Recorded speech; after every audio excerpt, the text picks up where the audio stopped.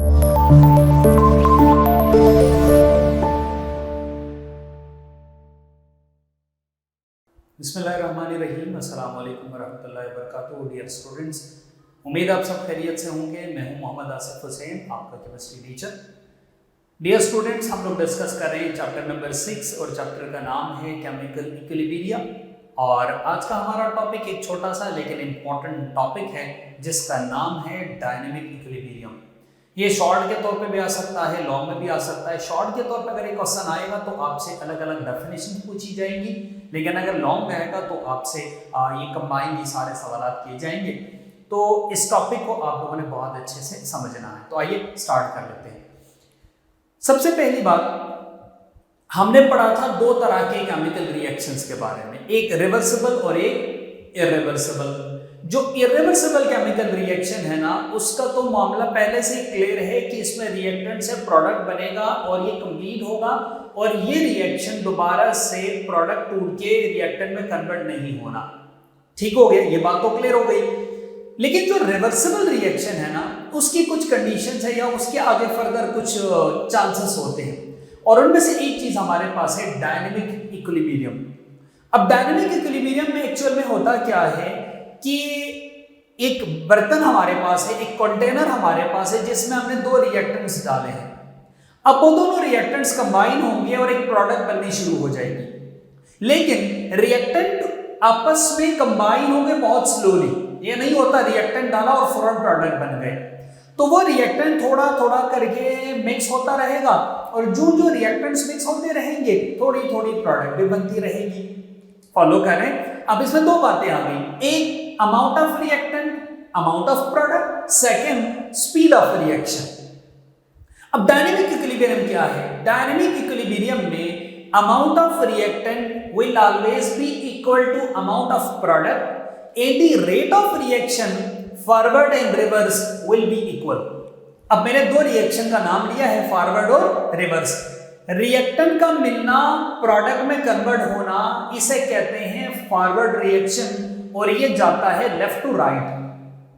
लेकिन प्रोडक्ट जब टूटना शुरू हो जाती है तो प्रोडक्ट कन्वर्ट होती है रिएक्टेंट्स में। उसका क्या तरीका होता है? राइट से लेफ्ट की तरफ। ठीक हो गया। अब मैं बात को रिपीट करने लगा हूं कि amount of reactant will always be equal to amount of product and the direction of reaction forward will be left to right and reverse will be right to left, plus rate of reaction of forward will always be equal to rate of reaction of reverse. So ये दो बातें मैं यहां पे highlight करवा देता हूं। पहली चीज, amount of reactants and products, and number 2 rate of forward and reverse reaction। ये है की पॉइंट किसके? डायनेमिक इक्विलिब्रियम के की पॉइंट्स हैं। तो फिर सवाल ये है कि एक्चुअल में डायनेमिक इक्विलिब्रियम को हम डिफाइन कैसे करेंगे। आपकी बुक में प्रॉपर डेफिनेशन नहीं लिखी हुई, इसीलिए मैंने यहाँ पे आपको डेफिनेशन लिखी है, आप लोग इसको लिख सकते हैं। इट इज अ कंडीशन, ये कैसी कंडीशन है? इन अ रिवर्सिबल रिएक्शन। इसका मतलब ये इरिवर्सिबल के ऊपर अप्लाई नहीं होना। ठीक, जिसमें क्या होगा?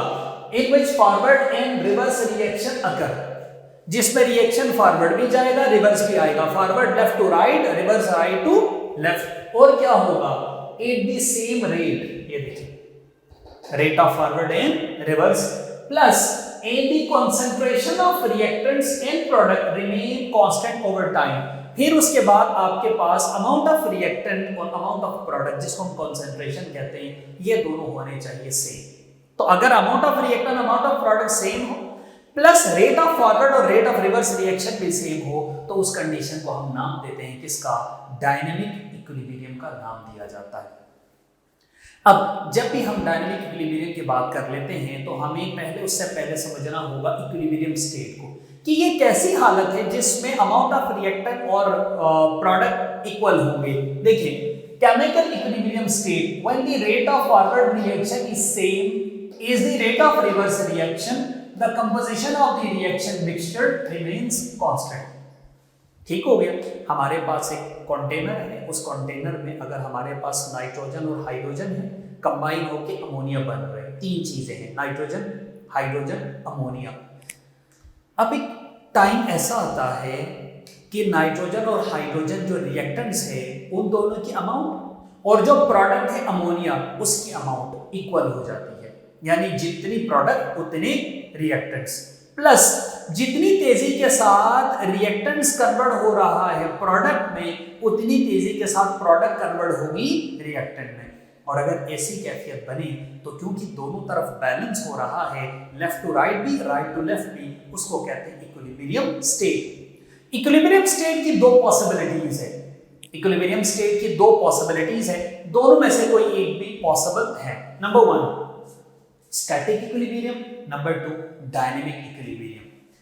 जो लफ्ज स्टैटिक है ना, ये निकला है किससे? स्टेशनरी, ठहराव, साकिन, रुकना। अगर किसी रिएक्शन में फॉरवर्ड से रिवर्स हो, रिवर्स से फॉरवर्ड हो और एक टाइम ऐसा आए कि रिएक्शन स्टॉप हो जाए, रिएक्शन रुक जाए, सीज हो जाए, और अगर ऐसा हो तो उस कंडीशन को नाम देते हैं स्टैटिक इक्विलिब्रियम। बट आपने याद रखना है केमिस्ट्री की दुनिया में ऐसा पॉसिबल नहीं है। आम लाइफ में फिजिकली ऐसा हो सकता है बट केमिस्ट्री में ऐसा पॉसिबल नहीं है। केमिस्ट्री में रिएक्शन फॉरवर्ड से रिवर्स होगा, रिवर्स से फॉरवर्ड होगा, रिएक्टेंट प्रोडक्ट में जाएगा, प्रोडक्ट रिएक्टेंट में, ये सिलसिला चलता रहेगा। और अगर चलता रहे तो उसे कहेंगे डायनेमिक इक्विलिब्रियम। ठीक, यानी डायनेमिक इक्विलिब्रियम में रिएक्शन कभी स्टॉप नहीं होता, फिर क्या होगा? Forward reverse, forward reverse, forward reverse, ये चलता रहेगा। ठीक, अब आखिरी बात जो कि बड़े इंपॉर्टेंट पॉइंट्स है कि डायनेमिक इक्विलिब्रियम स्टेट की क्या क्या कंडीशंस है, कैसे बनेगा। Number 1 dynamic equilibrium depend upon the nature of reaction and condition. कि डायनेमिक इक्विलिब्रियम के लिए सबसे पहले ये जरूरी है कि वो जो रिएक्शन हो रहा है वो किन के दरमियान हो रहा है, क्या गैसेस है, क्या लिक्विड है, क्या सॉलिड है, और वो क्या चीज है। प्लस कंडीशन के ऊपर भी, कंडीशन में हम दो तीन बातें पढ़ते हैं। Number 1 temperature, number 2 atmospheric pressure, number 3 किसी कैटलिस्ट का होना या ना होना। तो पहला पॉइंट। दूसरा point, the rate of forward reaction must be equal to reverse. Rate of reaction forward के जितना होगा, जितनी स्पीड से फॉरवर्ड रिएक्शन जाएगा उतनी स्पीड से रिवर्स भी होना चाहिए। ठीक। तीसरा पॉइंट, डायनेमिक इक्विलिब्रियम इतना स्लो प्रोसेस है, इतना स्लो प्रोसेस है, सम टाइम इसमें कई साल भी लग सकते हैं डायनेमिक इक्विलिब्रियम अचीव होने में। लेकिन ऐसे भी रिएक्शंस हैं जो बहुत फास्टली होते हैं, जैसे अमोनिया का बनना। ठीक है, जैसे ये देखिए N2 प्लस H2 2NH3। ठीक है, ये रिएक्शन एक रिवर्सिबल रिएक्शन है, ये थोड़ा फास्टली होता है। इसका डायनेमिक इक्विलिब्रियम जरा तेजी से अचीव हो सकता है। क्यों कर होगा? क्योंकि यहां पे बुनियादी तौर पर एक तो हम इसको टेम्परेचर देंगे 400 और दूसरा यहां पे हम कैटलिस्ट का इस्तेमाल करेंगे, और कैटलिस्ट आपको पता है रिएक्शन को क्या कर लेता है, स्पीड अप कर लेता है। ये एक आपके पास एग्जांपल है। हाँ, एक एग्जांपल है वाटर का स्प्लिट होना, ये फास्टेस्ट डायनेमिक इक्विलिब्रियम की एग्जांपल है। ठीक हो गया। देखिए ये वाटर है, इसको आप इलेक्ट्रिक करंट दोगे, जैसे ही इलेक्ट्रिक करंट दोगे ये वाटर स्प्लिट हो जाएगा हाइड्रोजन और ऑक्सीजन गैस में, और इस प्रोसेस में टोटल 4 से 5 सेकंड का टाइम लगता है।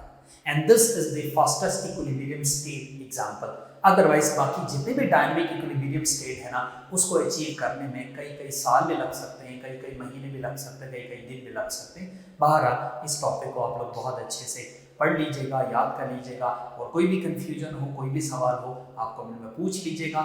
ये हमारा टॉपिक 6.2 है। इसके बाद हमारा एक आखिरी टॉपिक है इस चैप्टर का, बड़ा छोटा सा चैप्टर है लेकिन इंपॉर्टेंट है। तो इसको आप अच्छी तरह से पढ़ लीजिएगा, समझ लीजिएगा और याद कर लीजिएगा। अपना बहुत सा ख्याल रखिएगा। अल्लाह हाफिज़।